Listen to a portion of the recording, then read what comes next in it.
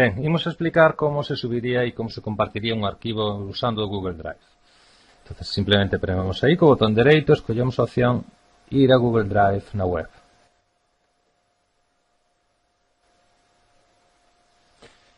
Ben, unha vez dentro, o primeiro que imos facer é subir un arquivo. Para eso simplemente prememos nesta flecha, escollemos a opción arquivos, e vamos a escoller un arquivo que non pese en exceso, por exemplo este. Aquí podemos ver o proceso de subida e xa está rematando. Ben, xa temos aquí o arquivo.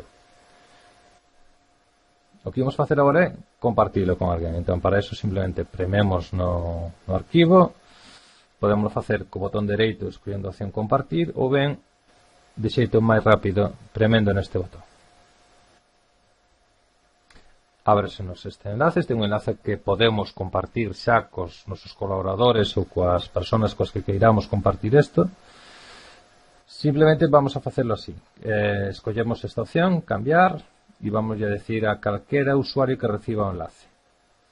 Aquí podemos determinar o que poden facer cada usuario cando recibe ese enlace, se pode editar, se pode comentar ou se pode ver. Entonces, prememos en guardar. Aquí abaixo imos escoller os usuarios, imos a poñer o correo electrónico dos usuarios cos que queremos compartir. Neste caso, tería de lo que facer co vosso tutor. Vou escoller este correo, por exemplo, e lle vou decir que é o que pode facer. Neste caso, pois que pode ver o enlace, que pode ver o arquivo. E dou a enviar.